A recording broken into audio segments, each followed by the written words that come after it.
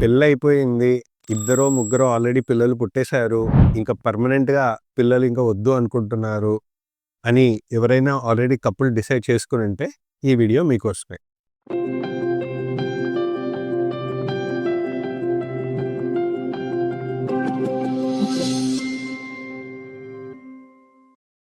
అందరికీ నమస్కారం. నేను doctor Abhilash, consultant laparoscopic surgeon from laparoscopy and laser centre, hitech city, Kondapur, Hyderabad.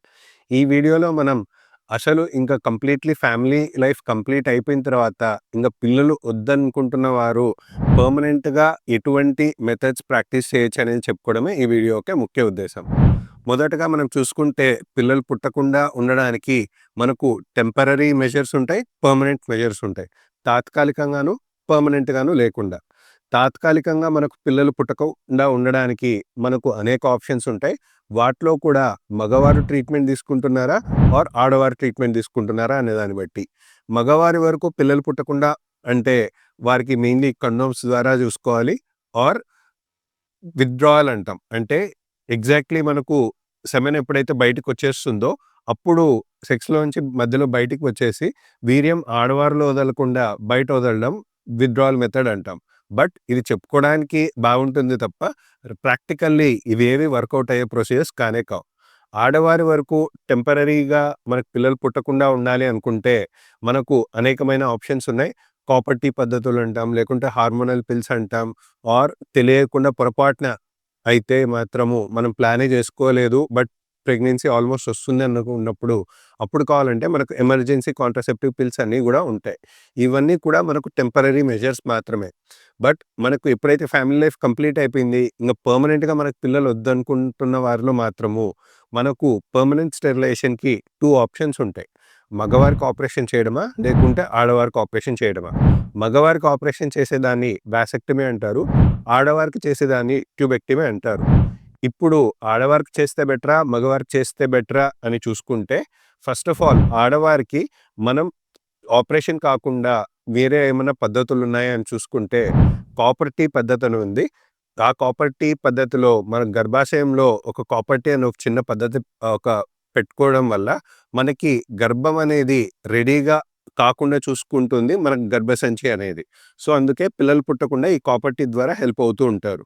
But ఈ కాపర్ టీ పెట్టుకున్న తర్వాత గూడా మనకి లేడీస్ పరంగా కొన్ని సైడ్ ఎఫెక్ట్స్ ఉంటూనే ఉంటాయి. డిస్కంఫర్ట్ పరంగా గానీ, ఆర్ హార్మోనల్ చేంజెస్ పరంగా గానీ, ఎక్సెస్ బ్లడ్ లాస్ గానీ, ఆర్ కొందరిలో ఇన్ఫెక్షన్స్ వచ్చే రిస్క్ గానీ, ఇవన్నీ గూడా లేడీస్‌కి తగులుతూనే ఉంటాయి. ఇవన్నీ జరగకుండా ఆల్రెడీ మనకి లేడీస్‌కొచ్చే అదనంగా మనకి ఏమేం ప్రాబ్లమ్స్ వస్తాయి అని చూసుకుంటే, మనకు ఆల్రెడీ వాళ్ళకి ప్రెగ్నెన్సీ 9 నెలలు అనే ట్రబుల్ ఉండనే ఉంటుంది. అది ఒక ప్రెగ్నెన్సీనా, 2 ప్రెగ్నెన్సీలా, ఎంతమంది పిల్లలని దాన్ని బట్టి వాళ్ళు ఆల్రెడీ ఒక ట్రబుల్‌కి గురి అయ్యుంటారు. నార్మల్ డెలివరీ అయితే పర్వాలేదు గానీ, ఒకవేళ వాళ్ళకి ఆల్రెడీ సిజేరియన్ సెక్షన్ చేస్తే మళ్ళీ దానికి అదనంగా కోతలుంటాయి.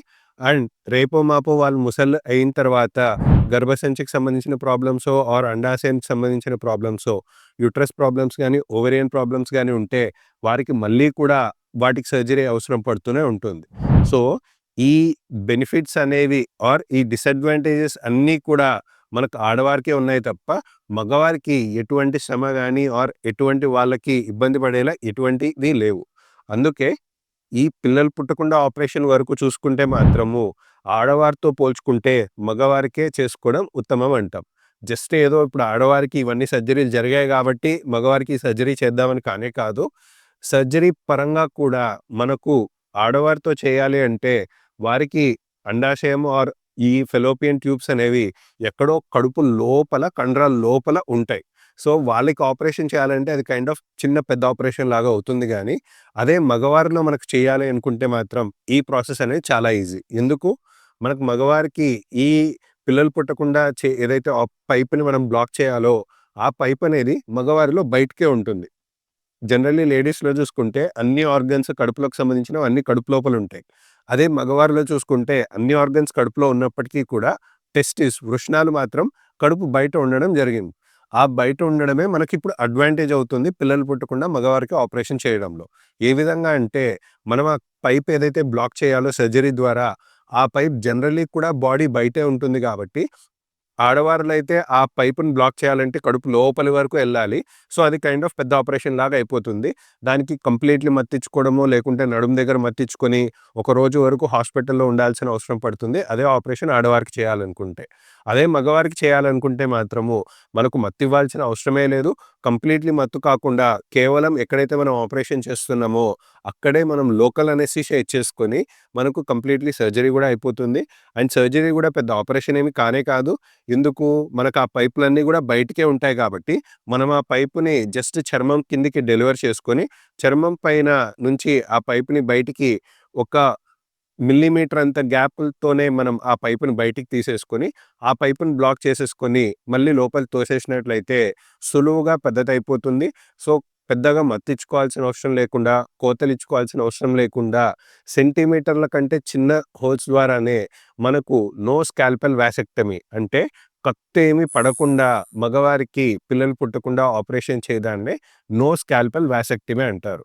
సో, దీనివల్ల పెద్దగా రెస్ట్ తీసుకోవాలి. ఏదో ఆపరేషన్ జరిగింది. తర్వాత అది చేయకూడదు, ఇది చేయకూడదు అని ఎటువంటి రెస్ట్రిక్షన్స్ ఉండవు. సర్జరీ అయిపోయిన మధ్యాహ్నం నుంచో ఆర్ ఈవినింగ్ నుంచే కూడా తన రెగ్యులర్ యాక్టివిటీస్ అన్నీ కూడా మగవారు అనేవాళ్ళు ఈ ఆపరేషన్ తర్వాత చేసుకోవచ్చు. కానీ ఈ మగవారికి ఇచ్చే ఏకైక సలహా ఈ సర్జరీ చేసుకున్న తర్వాత ఏకైక జాగ్రత్త ఏం పాటించాలి అంటే, సరే ఆపరేషన్ అయిపోయింది గదా! సో, రేపటి నుంచే నేనేం ప్రొటెక్షన్ గానీ, పిల్లలు పుట్టకుండా కాంట్రాసెప్షన్ గానీ ఏమీ వాడాల్సిన అవసరం లేదా అంటే, ఖచ్చితంగా వాడాలి. ఎందుకు? మనం ఈ ఆపరేషన్‌లో ఏం చేస్తున్నాం, మగవారికి వీర్యం క్యారీ చేసే పైప్ ఏదైతే ఉంటుందో, ఆ పైప్‌ని మధ్యలో డివైడ్ చేస్తున్నాం. డివైడ్ చేసిన తర్వాత, ఇకపైన పుట్టబోయే స్పెర్మ్స్ అనేవి మనకు టెస్టిస్ నుంచి రాకపోవచ్చు గానీ, ఆల్రెడీ ఈ పైపులో ఉండిపోయిన, మిగిలిపోయిన స్పెర్మ్స్ అనేవి మళ్ళీ మనం ఆపరేషన్ తర్వాత కొన్ని రోజుల వరకు ఆ స్పెర్మ్సే మళ్ళీ మనకు వీర్యంలో, సెమెన్‌లో రావచ్చు కాబట్టి, అందుకే జనరల్లీ ఏమంటారు అంటే, ఆపరేషన్ అయిపోయిన 3 నెలల వరకు గానీ, ఆర్ ఆపరేషన్ అయిపోయిన తర్వాత 20 ఎజాక్యులేషన్స్ అంటే 20 సార్లు వీర్యం బయటికొచ్చేంత వరకు కూడా మగవారు గానీ, ఆడవారు గానీ ఏదో ఒక టెంపరరీ కాంట్రాసెప్టివ్ పద్ధతి అనేది పాటించాలి. ఎప్పుడైతే 3 నెలలు దాటిపోయిందో లేదా 20 ఎజాక్యులేషన్స్ అయిపోయాయో, ఆ రోజు తర్వాత నుంచి వారు ఎటువంటి ప్రొటెక్షన్ గానీ, ఎటువంటి కాంట్రాసెప్షన్ గానీ వాడాల్సిన అవసరం పడదు. సో, మగవారు చేసుకోవడమే ఈ ప్రొసీజర్ ఉత్తమం. ఎందుకు అంటే ఆడవారికి చేయాలంటే అది బూతు బుడంకాయ అయినట్టు అవుతుంది. బట్ అదే మగవారిలో చూసుకుంటే అది simple walk in, walk out procedure లాగా హెయిర్ కట్‌కి పట్టినంత టైం కూడా పట్టకున్నంత తక్కువ టైంలో మనకి మగవారికి ఈ పర్మనెంట్ స్టెరిలైజేషన్ అంటే వాసెక్టమీ ఆపరేషన్ అనేది అయిపోతుంది.